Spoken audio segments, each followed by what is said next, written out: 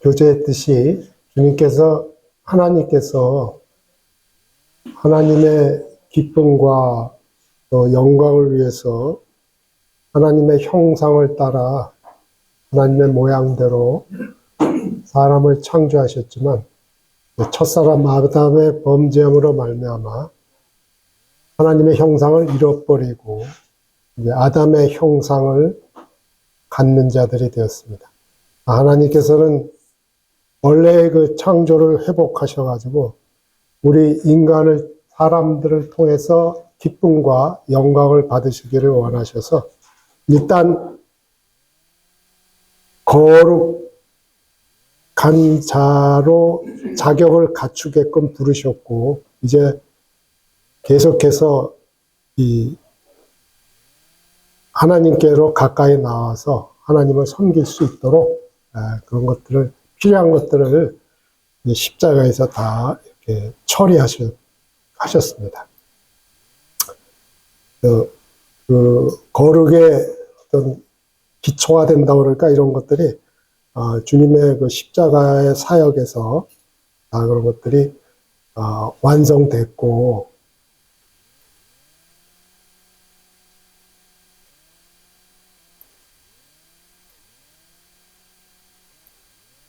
이게 이제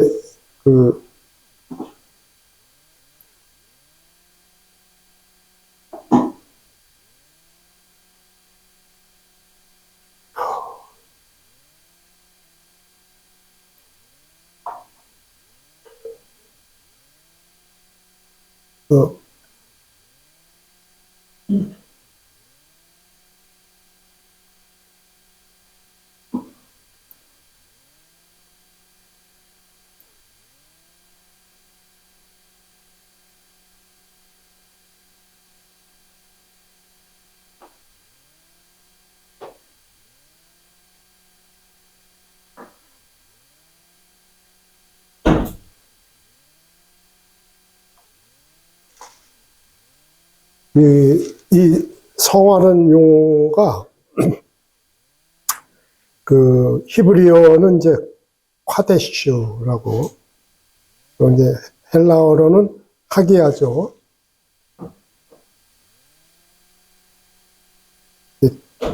전체 화면으로 하려면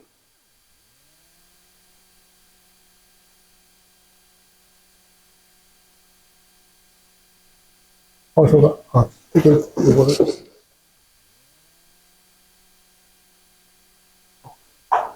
이 콰데슈의 뜻은 이게 자르다는 거죠. 자르다. 하기야조도 마찬가지입니다. 그 어근은 뭐 자르다 이런 뜻입니다. 잘라서 구별하다 또 분리하다. 그러니까 뭐냐면 성화는 우리말로 풀이하면 정확하게 거룩히 구별하다입니다. 거룩히 구별하다. 그러니까 잘라서 그러니까 이게 죄악 가운데 있던 거를 잘라서 죄악으로부터 구별해 갖고 하나님을 섬기기 위해서 하나님께로 가까이 이렇게 구별되는 것. 이걸 이제 성화라고 그러는데, 문제는 자르다라는 의미가 단순히 이렇게 자르는 게 아니고, 이 죄들로 말미암은 것들을 처리하는 것을 그런 의미하죠. 처리하고서, 그래서 하나님께로 거룩히 구별되는 겁니다. 목적은 하나님을 섬기기 위해서, 하나님과 교제하기 위해서. 하나님께서 그러한 목적으로 우리를 부르셨죠. 그러니까 그러한 부르심에 합당한 삶은 우리가 거룩히 구별돼서 하나님을 섬기는 거죠. 개인적으로, 단체적으로. 그래서 이러한 것들이 이제 구약에서 우리가 예를 볼 수가 있는데, 옛날에 그 아하스 왕, 굉장히 악한 왕이죠. 아하스가 얼마나 악행을 저질렀냐면 젊을 때 왕이 됐는데 바알의 우상을 만들고 흰놈의 아들 골짜기에서 분향하고 자녀들을 흰놈의 아들 골짜기에서 우상한테 그 제물을 드릴 때 자녀들을 불태웠죠. 불태워서 끔찍한, 그게 요번에 프랑스 올림픽 때, 그러한 저기가 있었죠. 또 산당과 작은 산 위와 모든 푸른 나무 아래에서 제사 드리고 분향하고, 아주 끔찍한 일을 한 게 24절을 보니까 하나님의 전에 기구들을 모아서 하나님의 전에 기구들을 부수고 여호와의 전에 문들을 닫고 예루살렘 구석구석마다 이게 아마 몇십 개가 되는 거 알고 있는데 제단을 쌓고 각 성읍에 산당을 세워서 다른 신들에게 분향하며, 그래서 이런 아하스가 이와 같이 그냥 오염을 시킨 거죠. 심지어 하나님의 전에 있는 기구들을 부수고 또 예루살렘 성문, 예루살렘 구석마다 제단을 쌓고 수십 개의 제단을 쌓았죠. 그랬는데 그 아하스 왕의 아들이 이제 그 왕이 되죠. 아하스 왕의 아들이 이제 히스기야가 이제 어떻게 했냐면 이런 것들을 보면은 첫째 달에 문들을 열고 수리하고 또 제사장들하고 레위 사람들을 불렀어요. 그래 놓고 먼저 너희가 자신을 성결케 하라. 그리고 그 다음에 여호와의 전을 성결하게 하여 그 더러운 것을 성소에서 없애라. 그렇게 저기했죠. 그래갖고 이 레위기 사람들이 이제 형제들을 모아 자신들을 성결하게 한 다음에, 그죠? 다음에 여호와 전에 있는 모든 더러운 것을 끌어내어 여호와의 전 뜰에 이르러 레위 사람들이 받아 밭갓 기드론 시대로 가져갔다. 그래서 첫째 달 초하루에 성결하게 시작해서 8일 동안 여호와의 전을 성결하게 하고, 그래서 그런 다음에 우리가 여호와의 온 전과 번제단 모든 그릇들과 진설상과 모든 그릇들을 깨끗하게 하였고, 또 아하스 왕이 왕위에 있어 범죄할 때 버린 모든 그릇들도 우리가 정돈하고 성결하게 하여 여호와의 제단 앞에 두었나이다. 그래서 이와 같이 히스기야 왕과 그때 그 제사장들이 자신들을 먼저 성결하게 하고 여호와의 전을 성결하게 할 때 이 더러운 것들을 다 갖다 버리고 이제 정결케 한 후에 비로소 이제 여호와께 예배를 드릴 수 있는 그런 걸, 이러한 구약의 사례를 볼 때 이 성결이라는 단어가 거룩히 구별한다는 그런 의미가 있다는 것을 이러한 사례에서 볼 수가 있습니다. 그래서 하나님께서는 안식일을 갖다가 거룩히 구별하셨고요. 여기 시간이 없어서 이제 일일이 이거 찾아보지는 않겠습니다만 이스라엘 백성들을 거룩한 백성으로 모든 민족들 가운데 구별했습니다. 왜? 하나님을 섬기기 위해서. 또 제사장과 레위들, 그리고 앞에서 잠깐 보았지만 모든 성막과 기구들을 하나님께서 거룩하게 하시고 거룩하게 하셨어요. 거룩하게 하셨죠. 신약의 경우에는 이제 신약에서는 주님께서 이러한 거룩의 본이 되셨어요. 그래갖고 이 주님이 여기 보시면은 주님이 제자들에게 뭐라고 말씀하시면 아버지께서 주님을 거룩하게 하사 세상에 보내신 자가 나는 하나님의 아들이라는 것으로 너희가 어찌 신성 모독이라 하느냐. 그래서 아버지께서, 주님께서 이 땅에 오셔서 아버지의 뜻에 순종해서 아버지의 뜻을 이루는 그러한 일을 하기 위해서 아버지의 뜻과 목적을 이루시기 위해서 그것은 이제 본질은 이제 구속사역이죠. 그래서 아버지께서 아들을 거룩히 구별하셔서 보내주셨다. 그래서 네, 그렇게 했고, 요한복음 17장 19절에서는 주님이 마지막으로, 요한복음 17장이 뭡니까? 주님이 마지막으로 이제 그 14장에서 16장까지 마지막으로 고별 설교 뭐 이런 강화를 하신 다음에 이제 겟세마네 동산에서 아버지께 대제사장의 기도를 드리는데, 그 가운데 뭐라고 19절에서 뭐라고 말씀하시면, 그들을 위하여 내가 나를 거룩하게 하오니 이는 그들도 진리로 거룩함을 얻게 하려 함이니이다. 그래서 우리 주님께서 나를 거룩하게, 그러니까 주님께서 이 땅에 오셔가지고 아버지께서 나를 거룩히 구별하셔서 이 땅에 아버지의 뜻과 목적을 성취하기 위해서 이 땅에 나를 거룩히 구별해서 보내셨고, 나 또한 이 땅에서 거룩히 구별된 삶을 사시면서 또 동시에 세상으로부터 자신이 거룩히 구별하신 것은 신자들로 하여금, 제자들로 하여금 그런 거룩함을 얻게 하기 위해서, 그러니까 한마디로 주님은 아버지로부터 거룩히 구별돼서 이 땅에 오셨고, 이 땅에서의 삶을 사시는 동안 거룩히 구별된 삶을 사셨는데, 이것은 제자들로 하여금, 오늘날 우리 믿는 이들로 하여금 그러한 주님을 본받아서 거룩한 삶을 살 수 있는 본이 되게 하시고자 그러한 삶을 사셨다라고 지금 마지막으로 아버지 앞에 이 땅에서 이제 기도를 드리는 저기가 있습니다.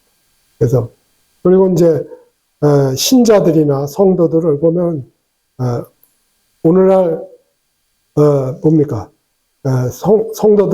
성도들은 그리스도 예수 안에서 거룩하여졌죠. 뭘로? 그리스도의 피로. 이건 신분적인 걸 말하는 거죠. 신분적으로 의롭고 거룩한 자가 돼서 성도로 부르심을 받았다 이거죠. 우리가 신분적으로 거룩한 자가 된 것은 우리가 구원받을 때 의로운 자가 됐을 때 동시에 우리는 어떤 자가 됐냐면 거룩한 자가 된 거죠. 신분적으로 거룩히 구별된 자들이 된 거죠. 그것은 왜냐하면 그리스도께서 십자가에서 몸을 단번에 들이심으로 우리가 거룩하게 되었고, 그가 거룩하게 된 자들은 한 번의 제사로 영원히 온전하게 하셨다. 그래서 우리의 신분, 우리가 거룩히 구별된 자로, 신분적으로 거룩히 구별된 자가 된 것은 누구도 빼앗을 수 없는 그러한 신분인 것이죠. 왜 하나님께서 우리를 거룩한 자의 신분으로 거룩히 구별하셨냐면 하나님을 섬기기 위해서,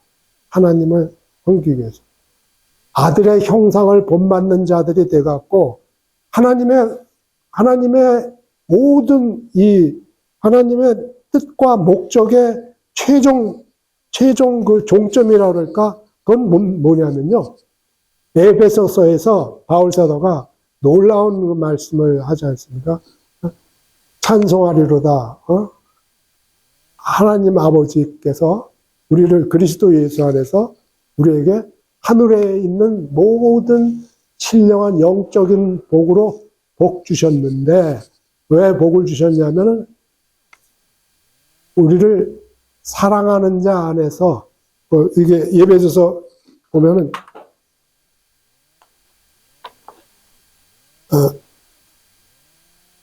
예배소서 1장, 제가 구원받고 성경책을 이제 암송하기 시작했거든요. 구원받고서. 근데 제일 먼저 암송한 게 에베소서 1장입니다.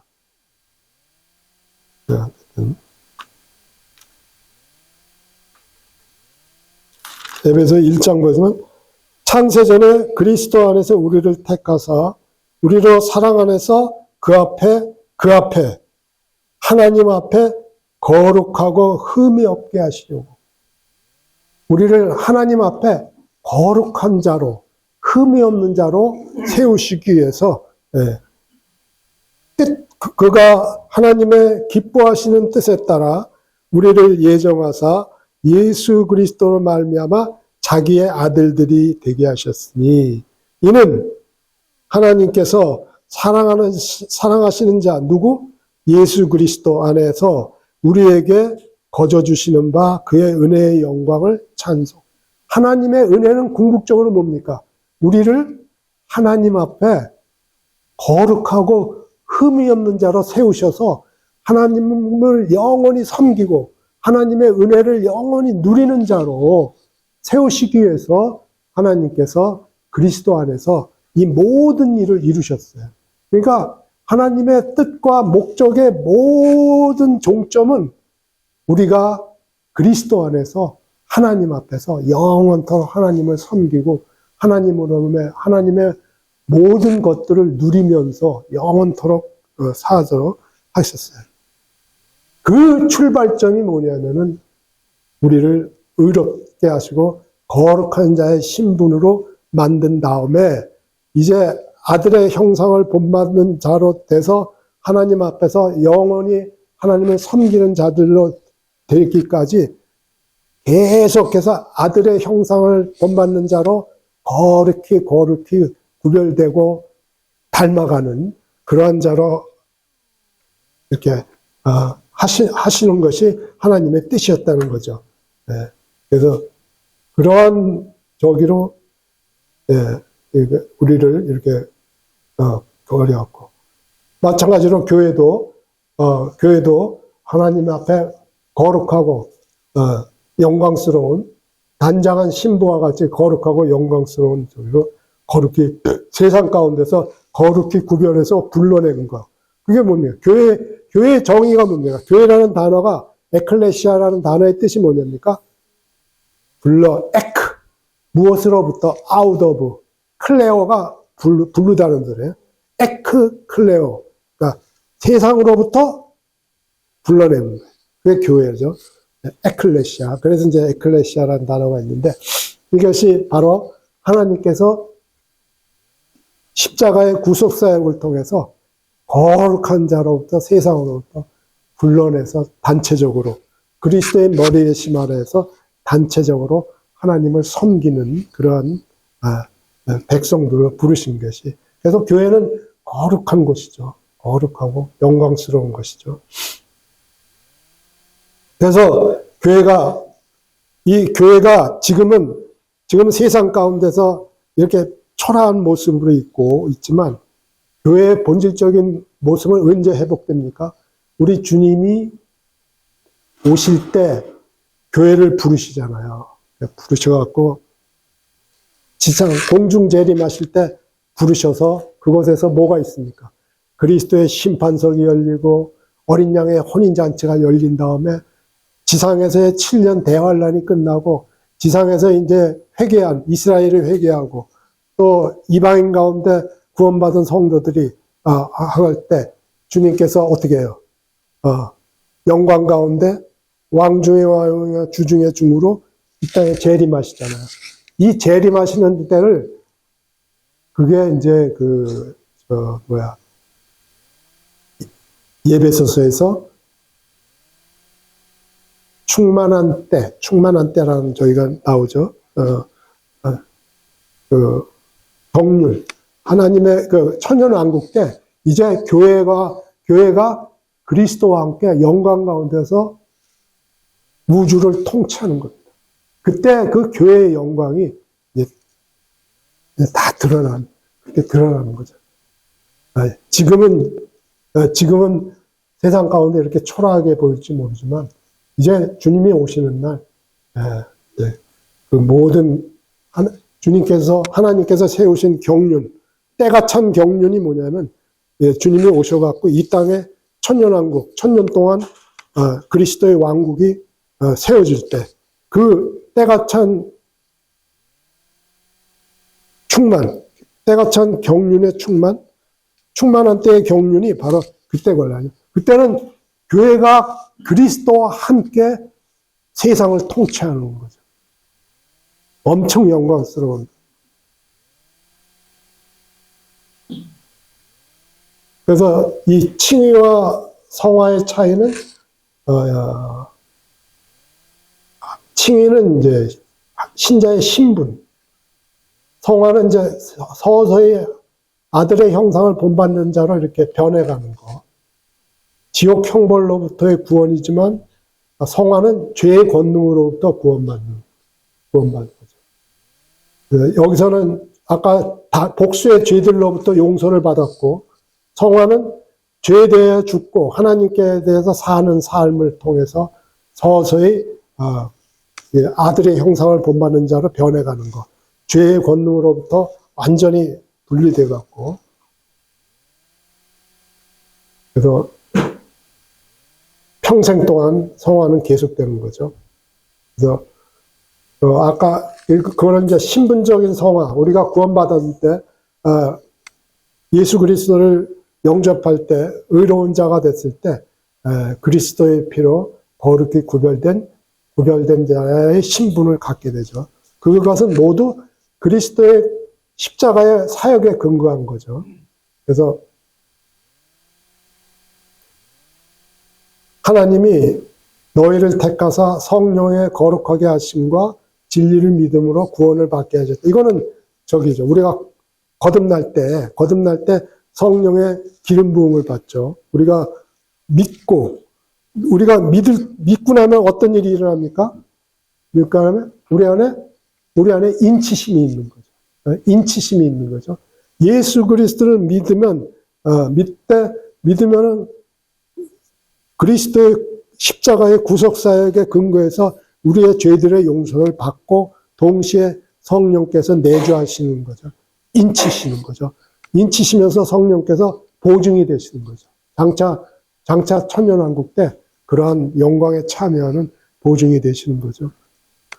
고린도서 1장 30절에는 너희는 하나님으로부터 나서 그리스도 예수 안에 있고 예수는 하나님으로부터 나서 우리에게 지혜와 의로움과 거룩함과 구원함이 되시다. 이 모든 성화나 거룩함도 오직 그리스도로 말미암는다는 것을 보여주고, 이러한 신분적으로 우리는 거룩한 자가 되었다는 이러한 많은 말씀들의 증거를 우리가 볼 수 있습니다. 고린도서 6장 11절에 뭐냐면 너희 중에 이와 같은 자들이 있어요. 주 예수 그리스도. 고린도 교회가 얼마나 무지막지한 우상 숭배하는 교회였는지 아십니까? 고린도 교회가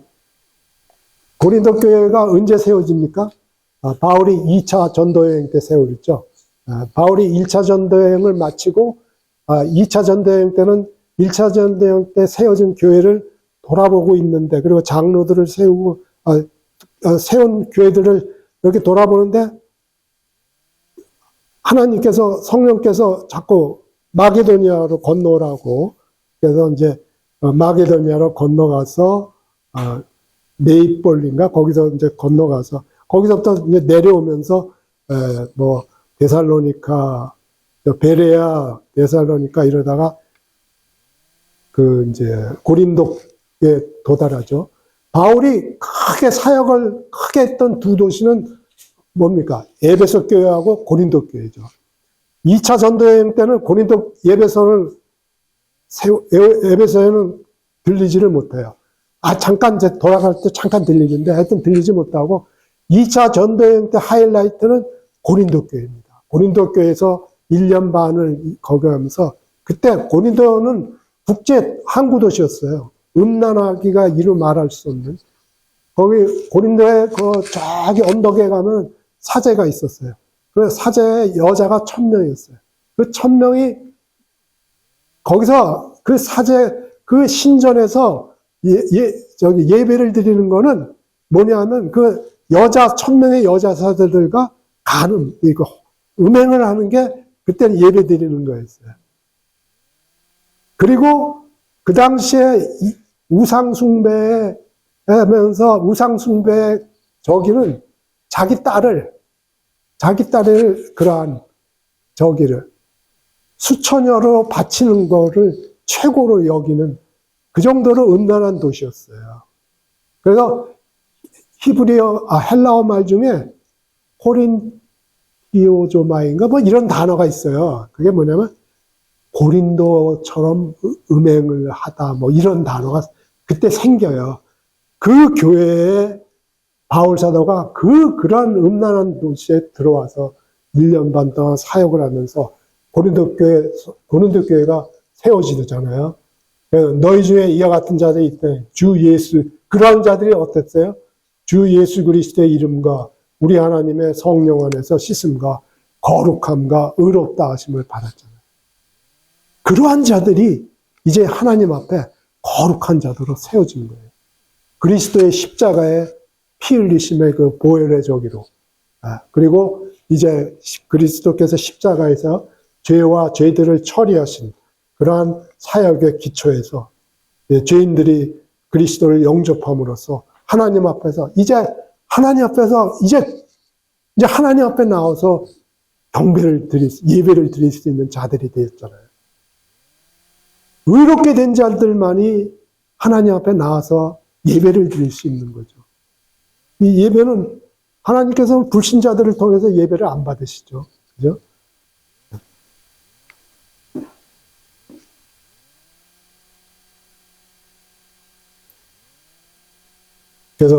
그래서 이제 그래서 하나님은 우리를 죄인으로부터 부정한 자들로부터 거룩한 자로 불러내서 거룩한 자로 신분적으로 거룩한 자로 세우시는 것은 전적으로 하나님의 역사죠. 그죠?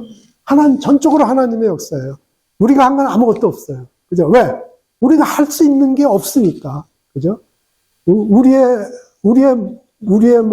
뭐로 하나님 앞에 의롭다함을 얻고 거룩한 자로 세워질 수 있습니까? 우리로부터 우리의 무슨 능력으로 우리가 죄들의 형벌을 벗어날 수가 있었습니까? 철저하게 그리스도의 피로, 그리스도의 완성된 사역의 근거에서. 그러나 이제 신자가 하나님의 아들의 형상을 본받는 길을 가는 거는 하나님과 신자의 뭐예요? 사역, 공통 사역이에요. 왜냐하면 하나님께서 명령하셨어요. 이제 너희가 순종해라. 거룩한 삶을 살기 위해서는 어떻게 해야 되냐면 하나님의 말씀에 순종해야 돼요. 하나님의 인도하심에 순종해야 돼요. 그러니까 그래서 신자의 전생에 동안 일어나는 성화는 신자의 전생에 동안 일어나는 거다. 아이고.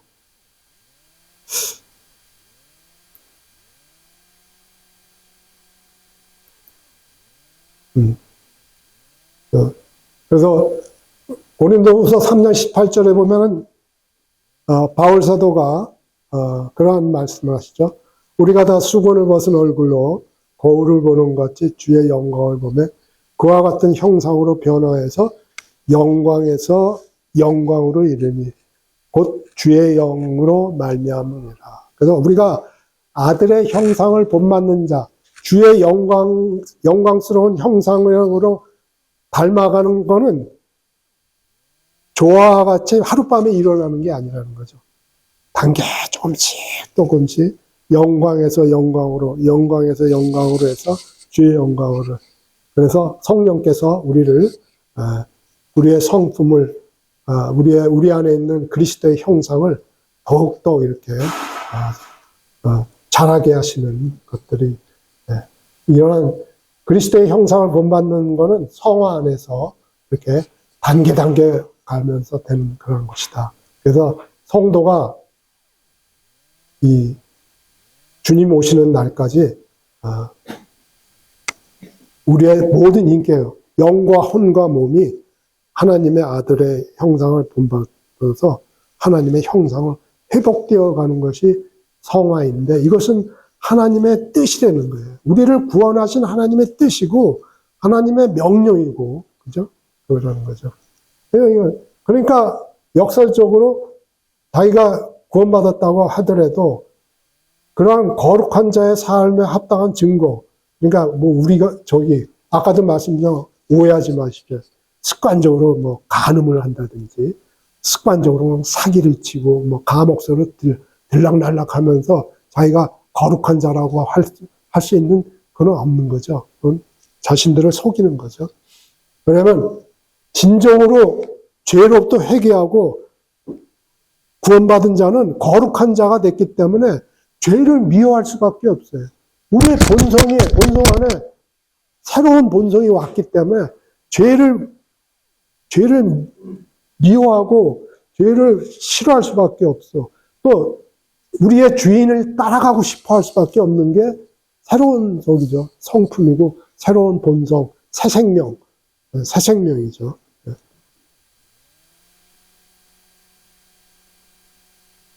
그래서 이제 그리스도께서 다시 오는 날 성화가 완성되는 거죠. 여기 보시면은, 그래서 평강의 하나님이 친히 너희를 온전히 거룩하게 하시고 또 너희의 온 영과 혼과 몸이 우리 주 예수 그리스도께서 강림하실 때 흠없게 보존되기를 원한다. 그래서 성화의 범주는 우리의 영과 혼과 몸이라는 거예요. 우리의 전 인격이에요. 전 인격이 그리스도를 닮아가야 되고, 그래서 최종적으로 예수 그리스도께서 강림하실 때 이제 죄로부터 완전히 분리돼서, 그때까지는 죄의 본성이 우리 안에 있지만 이미 죄의 본성은 그리스도께서 멸하셨기 때문에 우리는 죄의 본성에 지배를 받지 않고 의의 종으로서, 하나님의 은혜 아래서 의의 종으로서 거룩함에 이르는 열매를 맺는, 그래서 그 최종 종점이 영원한 생명에 이르는 그러한 저기가 됐기 때문에 이런 것들이 그날의 하늘의 본향에 살기에 적합한 몸으로 이제 완성돼서 주님 앞에 서게 될 거라는 거죠.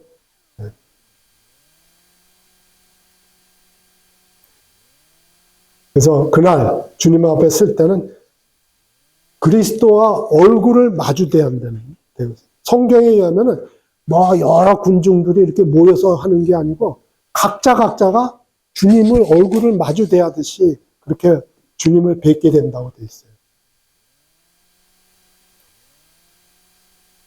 사랑하는 자들아, 우리가 지금은 하나님의 자녀라. 장래에 어떻게 될지는 아직 나타나지 아니하였으나 그가 나타나시면 주님께서 우리가 그와 같을 줄을 아는 것은 그의 참모습 그대로 볼 것이기 때문이라. 그래서 우리가 새로운 몸, 우리가 휴거될 때 그 몸은 하늘의 본향에서 살기에 적합한 몸, 죄의 영향으로부터 완전히 분리돼가지고 그리스도의 부활하신 그리스도의 몸과 같은 몸으로 그러한 새로운 몸을 이것이 고린도전서 15장에 보면 이 새로운 몸에 대해서 쫙 40절 이후부터 바울 사도가 그렇게 증거하고 있지 않습니까? 그래서 그러면 우리가 왜 거룩한 삶을 살아야 되느냐면 우리가 죄에 대해서 죽었기 때문에, 예수 그리스도께서 우리를 위해서 하나님이신 영광의 하나님께서 우리를 위해서 죄 있는 육신의 모양으로 이 땅에 오셔서 어떻게 했습니까? 친히 자기의 몸으로 우리의 죄들을 짊어지셨어요.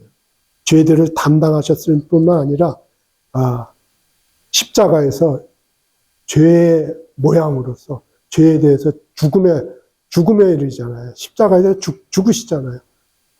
혈과 육을 입으시고 죄 있는 육신의 모양으로 오신 것은 십자가에서 죽음을 통해서 잠시 죄의 권세 아래 있다가 죄의 권세를 무너뜨리고 부활하심으로 인해서 죄의 권세를 멸하기 위해서 그러한 고난을 그리스도께서 이루신 거예요. 그래서 다시는 죄에게 종로로 돼서는 안 되는 거죠. 저기 보십시오. 그러므로 너희는 죄가 너의 죽을 몸을 지배하지 못하게 하여 몸의 사욕에 순종하지 말고 너희 지체를 불의의 무기로 죄에게 내주지 말고 너희 자신을 죽은 자 가운데서 다시 살아난 것 같이 하나님께 드리려는 네? 너희 지체를 의의 무기로 하나님께 죄가 너희를 주장하지 못하리니 왜 주장하냐? 죄의 법이 무너졌기 때문에 죄가 죄의 무기로 너희를 쓸 수 없다는 거예요. 너희는 믿음 안에서 깨어있을 때는 죄에게 종노릇할 수 없는 자들이라는 거예요. 그걸 지금 강조하고 있는 거예요. 죄가 너희를 주장하지 못한다. 불가능하다. 왜? 너희가 이제 죄와 사망의 법 아래 있는 것이 아니고 은혜 아래 있다. 은혜 아래 있고 하나님의 우리에게 주시는 그 그리스도의 생명, 그 생명이 우리로 하여금 의의 종으로서 거룩함에 이르는 열매를 맺기에 합당한 그런 걸 되셨다. 우리가 법 아래 있지 아니하고 은혜 아래 있으니 어떻게 죄를 지을 수 있느냐? 그럴 수 없다. 바울사도 어떻게 죄의 지배를 받느냐? 얼마나 치욕스러운 겁니까? 주님께서 어떠한 희생을 치르셔서 죄들에 대한 그 피를 흘리셨고 이 죄의 권세를 무너뜨리기 위해서 어떠한 치욕을 견디셨어요? 응?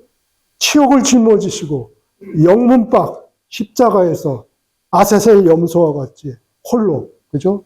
홀로 죽음을 감당하셨잖아요. 영문밖에서 마치 구약의 속죄일날 두 마리의 염소 중에 한 마리는 어떻게 합니까? 접근하기 어려운 땅, 그 광야를 쫓겨져서 들짐승들에 의해서 죽임을 당했지 않습니까? 접근하기 어려운 땅에서 그와 같이 영문박 갈보리 십자가에서 우리 주님이 그러한 희생을 치렀는데 그리고서 너희를 어떻게 구원했는데 너희가 어떻게 죄의 법 아래 있을 수가 있느냐. 종노릇하지 말라. 다시는 너희들은 죄의 종에서 해방되었다. 은혜 아래 있다. 의의 종이다. 너희 주인은 예수 그리스도다. 이거를 지금 이건 또 이 영생은요. 모든 사람이 명령하셔요. 거룩함을 따르라. 여기 베드로전서에 보면 거룩한 자가 되라고 명령하셨다는 거죠. 네? 네. 거룩함 성화는 명령입니다. 하나님의 명령에 순종을 안 하는 자녀는 여기죠. 그래서 이 성화의 열매는 뭡니까? 성화의 열매는 로마서 6장에서 계속해서 이 성화에 대해서 얘기하는데 죄로부터 해방돼 의의 종이 됐죠. 너희가 너희 지체를 부정과 불법에 내주어 불법에 이른 것까지. 이건 구원받기 전에, 그죠? 구원받기 전에 너희 지체가 우리 안에 있는 죄의 법으로 말미암아 모든 죄를 짓게 했지만 이제는 너희를 지체를 의에게 종으로 내. 그래서 우리가 의의 도구로, 의의 무기로 하나님께 드려질 때 뭐가 열려요? 우리 안에 우리의 삶 가운데 거룩함의 열매를 맺게 되는 거죠. 거룩함에 이르는 이제는 너희가 죄로부터 해방되고 하나님께 종이 되어 거룩함에 이르는 열매를 맺었으니 그 마지막은 영원한 생명이니라. 영원한 생명. 영원한 생명. 이 영원한 생명이라는 단어는 구원받을 때 받는다는 으로 제한해서는 안 됩니다. 이 영원한 생명이라는 것은 하나님께서 주시고 우리가 하늘의 본향에서 누리는 그러한 생명을 얘기하는 거예요. 너무나 영광스러운 구원이고요. 하나님께서 십자가에서 이루시고 이 모든 것을 계획하시고 독생자 아들을 이 땅에 보내주시고 이 모든 것들이 말씀을 통해서 우리가 조명해 볼 때는 우리가 지금 가지고 있는 믿음이나 삶이나 순종은 너무나 초라하고 부끄러운 거예요. 우리가 날마다 이러한 말씀을 상고하면서 하나님께서 우리를 부르신 그 부르심에 합당한 자들이 돼야 된다 이거죠. 영원한 생명, 구원받았어. 난 구원받았어. 참 뭐 주변에서 너무들 쉽게 이런 난 구원받았어 무슨 계급장 딴 것처럼 무슨 시험 패스해가지고 무슨 졸업증명서 가진 것처럼 그렇게 가볍게 그렇게 구원을 증거하면 안 되죠. 구원받은 자는 자신의 삶으로 뭡니까? 너의 두렵고 떨림으로 너의 구원을 이루어야죠. 그래, 이런 순종과 거룩한 삶을 통해서 내가 거룩히 부름받은 자라는 것은 그러한 삶으로 증거를 해야지 그가 진정하게 영원한 생명을 가진 자이죠. 무슨 시험 봐서 졸업장 시험 봐서 패스한 것처럼 무슨 이런 식으로 그 구원을 얘기하면 안 되고 부도자들에게 그렇게 복음을 전하면 안 됩니다. 무슨 수학 공식 가르쳐주듯이 가르쳐서 구원받았네 이거 아니야. 우리 하나님께서 우리를 얼마나 사랑하셨고 이 죄가 얼마나 가증한 것이고 이런 것들을 죄로부터 철저하게 회개하고 돌아서서 하나님께로 가는 이러한 것들을 저기야죠.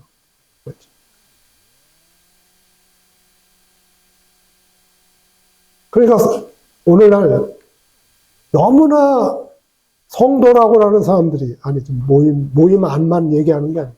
기독교계에 편만하게 성도라는 사람들의 증거가 너무나 적이 없으니까 제 생각에는 이 마지막 때가 가속도를 붓는 게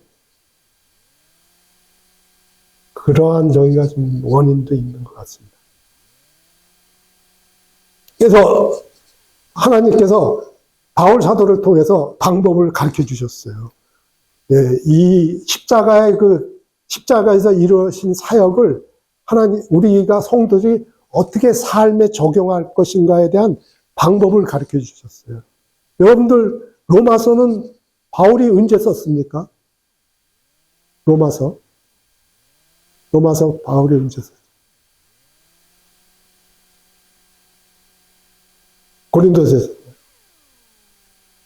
이 로마서에는 칭의에 관한 이론만 있는 게 아닙니다. 교리만 있는 게 아니에요. 칭의에 대한 교리는 4장에서 끝나요. 3장에서 칭의에 대한 모든 가르침은 있어요. 그리고 4장은 예로 다윗과 아브라함을 예로 들어서 칭의에 대해서 설명하고 있어요. 그래서 5장에 와서는 뭘 얘기하고 있냐면 성화를 이루기 위해서는 성화를 설명하기에 앞서서 하나님께서 그리스도께서 십자가에서 아담을 만나게 해주셨다는 것이 5장에 기술되어 있는 내용이에요. 한 사람으로 말미암아 죄가 정죄 이룬 것, 또 한 사람의 의로운 행위로 말미암아 많은 사람이 의롭다함을 받아 거룩한 생명에 이르려면 많은 한 사람에서 로마서 5장에는 아담과 그리스도가 계속해서 나와요.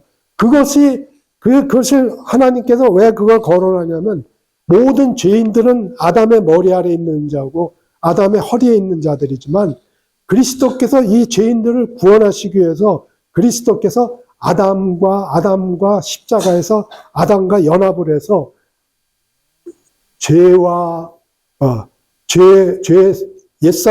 옛사람에 속한 것, 그런 죄의 권세 이런 것들을 다 멸했다는 거죠. 그리고 우리에게 의롭다는 그런 거를 주셨다는 것이 5장에서 이제 그런 걸 설명하고 본격적으로 6장에서 이제 그리스도께서 우리가 구원받을 때 어떻게 의로운 자가 됐고 앞으로 어떻게 거룩한 자가 될 수 있는가에 대한 저기를 가르쳐 주는데 그것이 6장에서 가르쳐 줄 때 뭘로 가르쳐 줘요? 우리가 구원받을 때 그리스도와 함께 십자가에 못 박혔고 함께 못 박혔고 함께 장세됐고 함께 부활했다는 거에 근거해서 그걸 하는 거죠. 그래서 이러한 성화의 방법으로 그리스도께서 십자가에서 이루신 사실을 삶에 적용하는 그 어떤 원리를 가르쳐 주시는 거예요. 그래서 제일 먼저 알아라. 뭘 알으냐면은 그리스도 예수 앞에 침례를 받은 우리는 그의 죽으심과 앞에 침례 받은 줄을 알지 못하니. 언제 우리가 그리스도와 함께 죽었습니까? 우리가 십자가에서 2000년 전에 죽었어요. 비록 지금 여기 다 구원받은 시기가 틀리죠. 그래서 예를 들면 1986년에 주님을 영접해서 구원받았지만 그 사람은 어떻게 됐어요? 이미 2000년 전에 그리스도께서 십자가에서 못 박혀 죽은 거예요. 왜? 하나님의 영원한 구원이에요. 하나님의 영원한 구원은 시간을 초월합니다. 하나님은 영원히 현재로 계시는 영원하신 분이에요. 하나님께는 과거가 없었고 미래가 없습니다. 하나님께서는 영원히 하나님은 현재로 계시기 때문에 하나님의 이름이 뭐예요? I am that I am. 나는 스스로 있는 자라. 하나님께서 모세를 만났을 때 모세에게 자기 이름을 밝히시잖아요. 내 이름은 스스로 있는 자라. 하나님이 구원하시는 영원한 구원에는 인간의 시간의 제한을 받지 않는 거예요. 그러니까 인간은 반드시 예수님을 믿어야 돼요. 예수님을 믿고 영접을 해야 돼. 그러나 하나님의 영원 안에서는 하나님께서 그 자를 예정하시고 택하시고. 가령 가룟 유다가 예수님을 팔지 않고 또는 그 애굽왕 바로가 그 10번에 걸친 재앙 가운데서 회개했다면은 구약이나 신약의 성경은 달리 기록됐을 거예요. 그러면 하나님께서는 반드시 회개할 기회를 주세요. 모든 사람에게 변명하지 못하도록 회개할 기회를 주세요. 근데 거부를 했기 때문에 그렇게 됐기 때문에 성경이 그렇게 기록되고 있어요. 그래서 그것이 예정론을 우리가 믿는 예정론은 뭡니까? 내가 죄인이 믿고 구원받았으니까 하나님께 예정된 자예요. 그러나 하나님께는 만세전에 예정하신 자가 됩니다. 예정론은 그렇게 이해하시면 되죠. 그래서 네가 구원받을 때는 너는 2000년 전에 예수님이 죽을 때 함께 죽고 예수님이 부활할 때 함께 부활한 거야.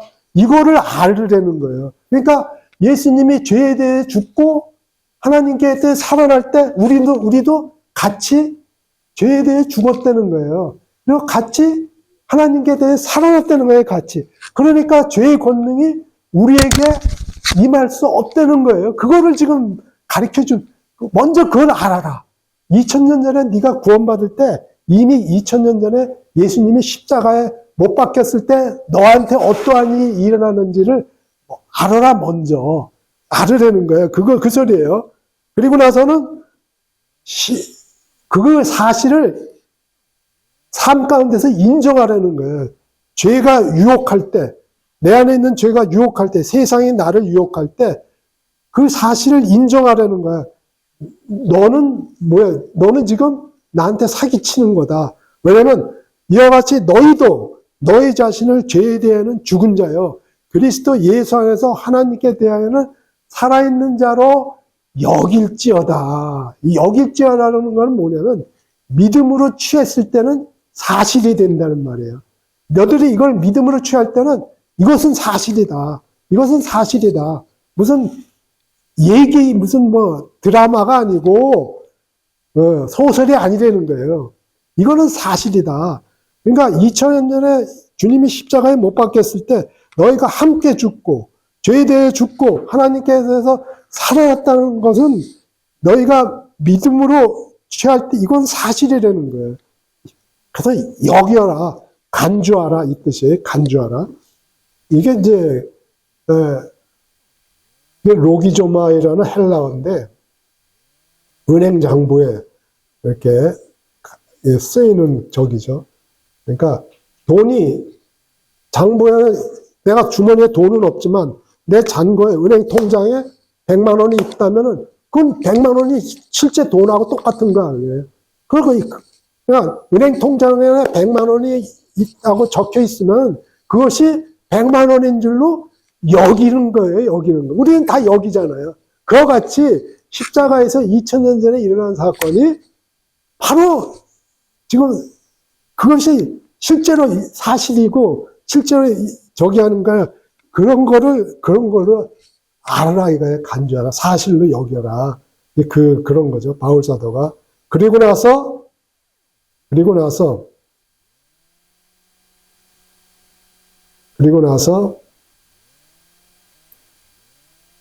먼저 알라, 그리고 여기라. 그러니까 그리스도께서 십자가에 아담에 속한 모든 것을 죽음으로 처리한 사실을 믿음으로 나의 것이 되게 하라. 내 것이 되게 하라. 십자가에 일어나는 것이 내 것이 되게 하라고, 내 것이 되게 하라 이거예요. 내 것이 되라. 내 것이다. 내 것이다. 이게 이제 그거거든요.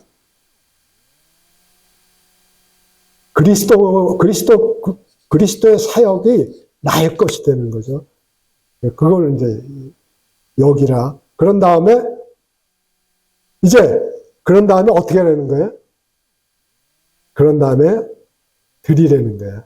너희 지체를 불의의 무기로 죄에게 내주지 말고 하나님께 죽은 자 가운데서 다시 살아난 자 같이 하나님께 드리고 너희 지체를 의의 무기로 하나님께 드리라. 그럴 때 그런 삶이, 그 삶은 어떠한 삶이 되는 거예요?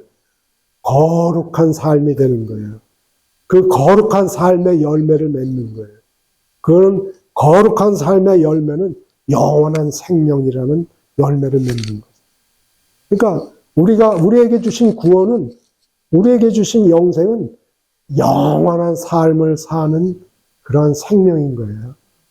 출발점이 의로운 자로서 출발하지만 이러한 거룩함에 이르는 열매를 맺는 영원한 삶을 살 수 있는 모든 것들을 그리스도께서 십자가에서 다 이루셨고 너희는 그 사실을 믿으라, 여기라, 그리고 드리라. 삶을 하나님께 드리라. 그랬을 때 너희가 하나님의 아들의 형상을 본받는, 닮아가는 자로 서서히 변해간다. 그래서 주님께서 다시 이 땅에 오시는 날 어떻게 된다는 거예요? 아들의 형상으로 변해서 얼굴을 마주보듯이 바라볼 것이고 이제 이 땅에 주님께서 이 땅에 강림하실 때 천연왕국의 시작과 함께 우리 왕국에 갈 때 우리가 그리스도와 함께 열국을 통치하는 자들이 될 것이다. 이것이 성경 속에 계시된 우리의 그래서 십자가에서 이루신 사실들을 행함으로 삶에 적용하라.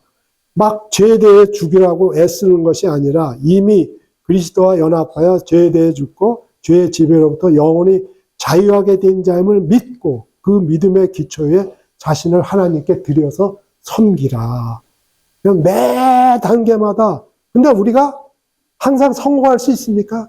실패가 훨씬 많습니다. 실패가 훨씬 많아요. 그거 하나님께서 그거 갖고 뭐라고 안 그러십니다. 실패가 훨씬 많아요. 그러나 우리가 그래서 전적으로 매 단계마다 이렇게 성화의 단계마다 이렇게 죄들을 처리하고 아까 말씀드렸죠. 구원받은 자도 죄를 지을 수 있는데 그 죄는 구원받은 자도 죄를 지어요. 상습적으로 짓는 간음죄나 살인죄나 이런 게 아니라 구원받은 자도 스스로 본성에 의해서 스스로 조금씩 죄를 짓는데 그러한 죄들은 이미 주님께서 십자가에서 다 피 흘리심으로 다 사함 받았지만 그 죄들을 살아있을 때 처리하지 않으면 아버지와의 교제가 막히는 거예요. 아까도 말씀드렸죠. 교제의 창인 양심을 더럽히기 때문에 그거를 씻는 방법이 뭐냐면 요한사도가 가르쳐 주잖아요. 만일 우리가 죄가 없는 자다. 그러고 하면 거짓말쟁이고 우리도 죄를 지을 수밖에 없는데 우리가 우리 죄를 자백하면 그분은 미쁘시고 의로우사 우리의 죄를 사하시며 우리를 모든 불의에서 깨끗하게 하실 것이다. 그래서 이렇게 하나님께서 우리가 성화의 길을 걷는 동안 어쩔 수 없이 연약함으로 해서 짓게 되는 죄들은 그때마다 하나님한테 자백하면서 용서받고 또 다음에 성화의 단계로 나아가고 알라, 여겨라, 드려라 하면서 다음 성화 이런 식으로 이렇게 적용한다. 그때 성령께서 우리에게 실제적으로 이 성화를 주관하시는 집행자는 성령님이세요. 우리는 협조하는 거죠. 성령님이 주관하세요. 네, 성령님이 거룩하신 영이기 때문에 성령님께서 거룩하게 하시는 영이기 때문에 그래서 바울의 예는 바울이 어떤 예가 있습니까? 바울이 참 고백을 하는 바울이 그 아시아에서 사역을 할 때 고린도후서를 어디서 썼냐면요. 3차 전도여행 때 에베소서에 했어요. 에베소. 바울 사도가 3차 전도여행 때 2차 전도여행 때 1차, 2차 때 들렸던 소아시아 교회를 일부를 들리고 에베소서에 와서 에베소에 있어서 3년 동안 사역을 하시죠. 예, 엠마오라는 사람이 있는 그 집에서 방을 하나 빌려가지고 3년 동안 에베소에서 가르치고 물론 나중에는 그 엠마오에서 그런 저기 파는 자들에 의해서 저기에서 할 수 없이 저쪽으로 가지만 그때 바울이 1차 전도여행 때 어디서 대배 전에 그 도시에서 돌 맞아서 거의 죽었는데 살리셔갖고 또 더베로 갔다가 다시 이렇게 돌아오는데 이러한 바울이 1차, 2차, 3차 전도여행 때 무수한 고난을 당하죠. 네? 그래서 바울은 고린도후서 1장에서 마음의 서양 선고를 받은 것 같은 그런 사역을 했다. 그래서 자기는 마치 그냥 그래서 고린도후서에 보면 도초에 우리가 돌을 맞고 뭐하고 그런 저기를 썼죠. 그러나 그가 훌륭하게 하나님의 사역자, 이방인을 위한 사역자로서 그가 저기를 했어 있던 것은 그 비결이 우리가 항상 예수의 죽음을 몸에 짊어지면 예수의 생명이 또한 우리 몸에 나타나게 하려 함이라. 우리 살아있는 자가 항상 예수를 위하여 죽음에 넘겨지면 예수의 생명이 또한 우리 죽을 육체에 나타나게 하려 함이라. 그런즉 사망은 우리 안에서 역사하고 생명은 너희 안에서 역사하니라. 너무나 항상 바울 사도는 그 로마서 6장에서의 그 저기를 그냥 자기가 예수 그리스도의 죽으심과 연합된 삶, 예수 그리스도의 부활하심과 연합된 삶을 항상 그 삶을 사는 거예요. 그의 고난의 그 전도 사역은 이러한 그리스도와 연합된 삶, 고난 가운데 그리스도와 연합된 삶을 살고, 그래서 그리스도와 함께 죽고, 그리스도와 함께 부활하는, 부활 생명으로 말미암아 사는. 그래서 항상 예수의 죽음을 몸에 짊어지는 것은 예수의 죽으심과 연합된 삶을 살고, 또 예수의 생명이 우리 몸에 나타나는 건 예수의 부활과 연합된 삶을 살고, 그래서 항상 예수의 생명이 드러나기 위해서 바울 사도는 고린도전서에서 15장에서 뭐라고 고백해요? 내가 날마다 죽노라. 내가 날마다 죽노라. 이런 것들이 이런 근거하고, 그럴 때 부활 생명의 역사가 사도와 복음 전하는 자의 이러한 그러한 삶을 통해서 사망은 우리 안에서 역사하지만 우리는 예수 그리스도의 죽으심과 연합된 삶을 살면서 고난 가운데 부활의 권능과 부활의 생명을 의지해서 살지만 우리가 이러한 삶을 통해서 선포하고 전하는 그러한 복음이 뭐예요? 너희 안에서 어떻게 해서 생명으로 역사해서 복음이 열매를 맺었지 않았느냐. 이거를 지금 얘기하고 있는 거죠.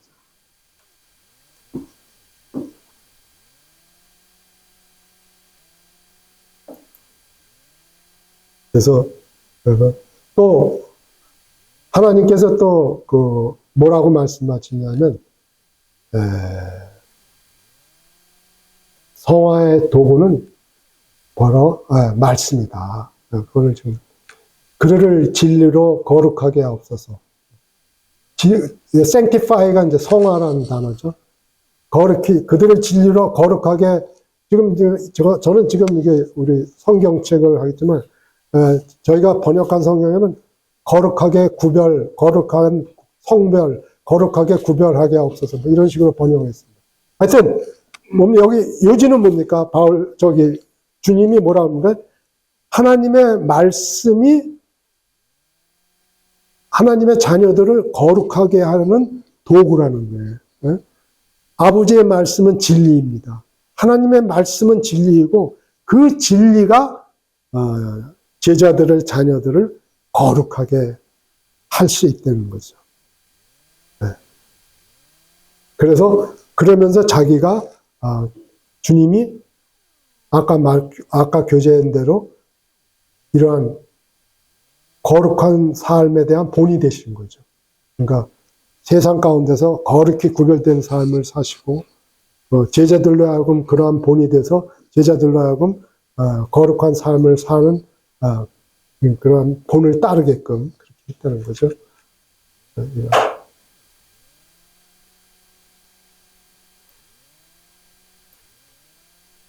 그래서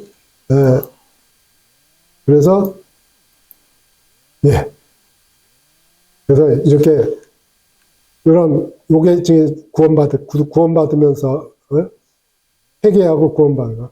포인트 오브 컨버전, 회개하고 칭의.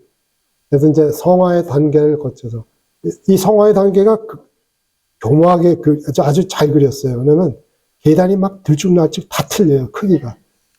우리 인생이 이렇잖아요, 삶이. 주님께서 이런 걸 예비하시고 허락하시잖아요.